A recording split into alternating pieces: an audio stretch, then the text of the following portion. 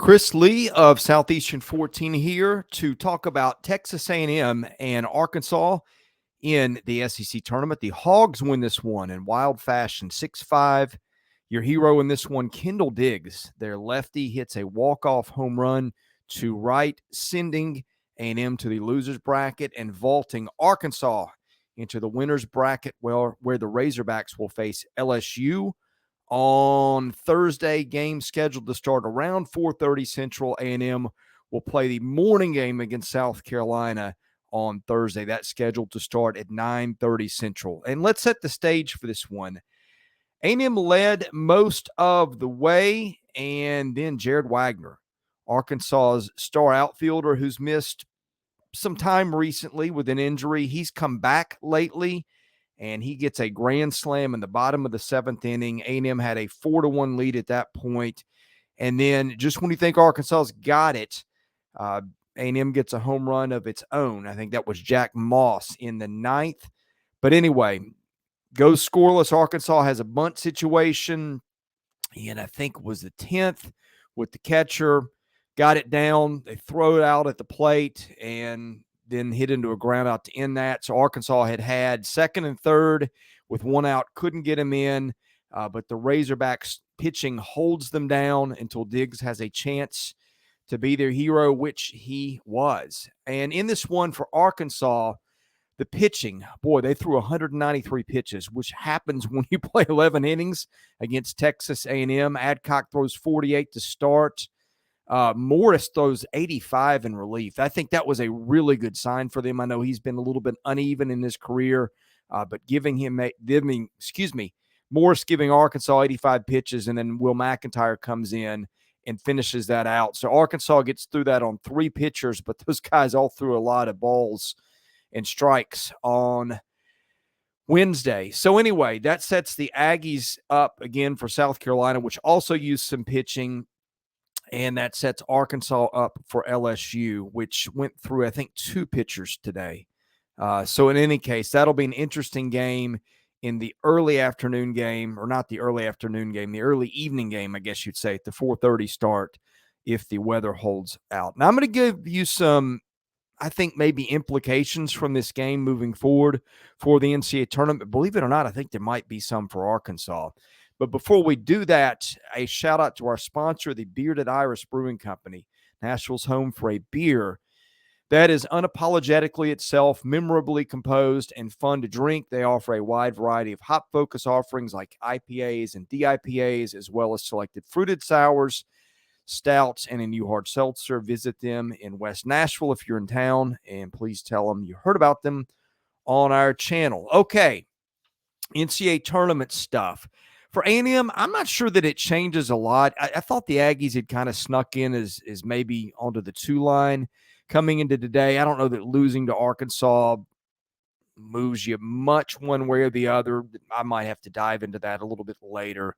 For Arkansas, though, I felt that this was kind of a meaningless tournament, and maybe it is. I mean, Arkansas, you could see fall down to, I guess if everything went haywire, maybe to 4 or 5.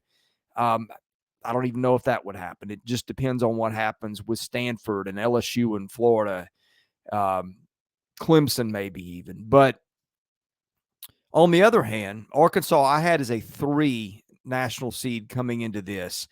And I had Florida as a 2 by virtue of winning the SEC title. But as you guys know, it was a tie. Florida actually, they tied for the title. Florida got the tiebreaker in the 1 seed. I don't know if that's something the committee is going to look at or not. But they're both right there, okay? Arkansas 40-15 overall, Florida 42-13 overall. So the Gators have a 2-game edge overall, but Arkansas got the number 5 strength of schedule. Florida has the number 24.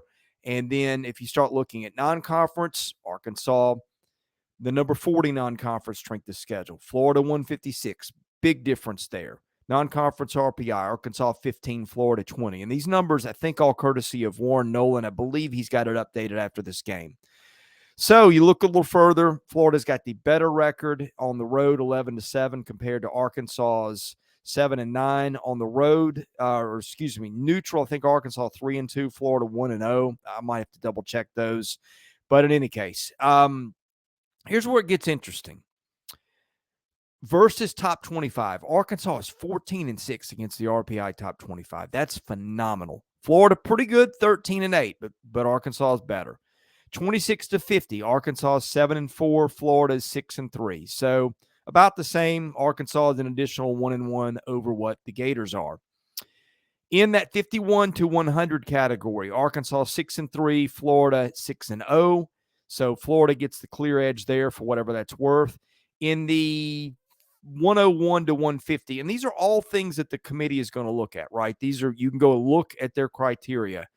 Florida 1-1, Arkansas 5-1. I don't know how much that matters. And then the 150 and up, Arkansas 8-1, Florida 14-1.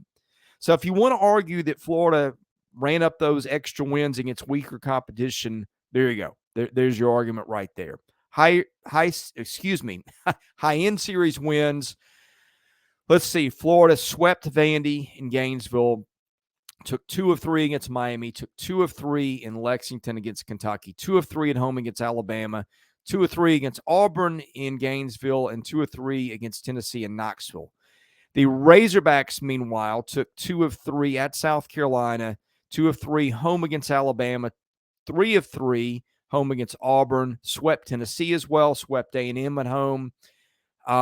Single wins over LSU on the road, Vandy on the road, and a neutral site win over Texas. That was back in Arlington the first weekend of the year. So Arkansas really has gotten more wins against teams that I think are going to the NCAA tournament. So when I was doing my bracket today, or just my seeding, I, with that one game, put Arkansas ahead of Florida now as I look at it a little closer. Now, how much does that matter? Being the 2 national seed versus a 3, I don't know. It might even hurt you depending on where SEC teams get sent, because frankly, I'd rather play Boston College or somebody like that rather than face an Alabama or an Auburn or South Carolina. So I don't know if moving up a seed line, if that's what the committee did, would help or hurt Arkansas, depending on where these SEC teams are slotted. But in any case, that's my take on it.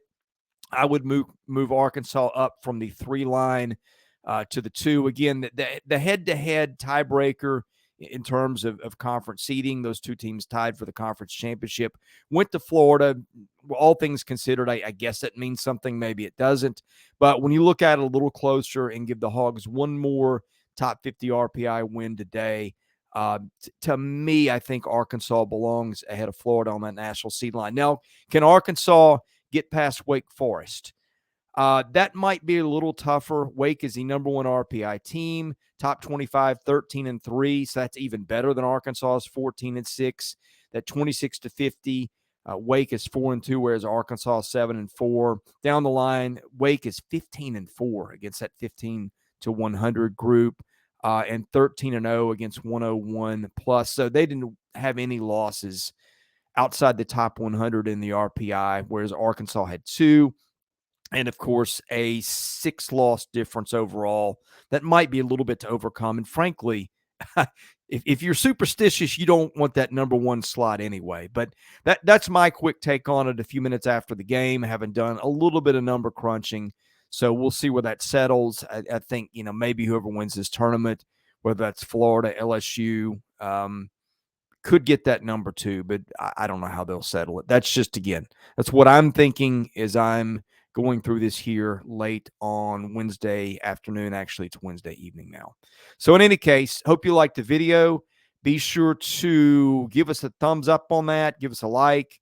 Hit that subscribe button if you haven't. Those things help our analytics, help us get noticed, help us get advertisers, all that good stuff. We'll be back with more baseball content here at the channel. In any case, I'm Chris Lee of Southeastern 14, presented by Bearded Iris. Thanks for watching. We'll see you again soon.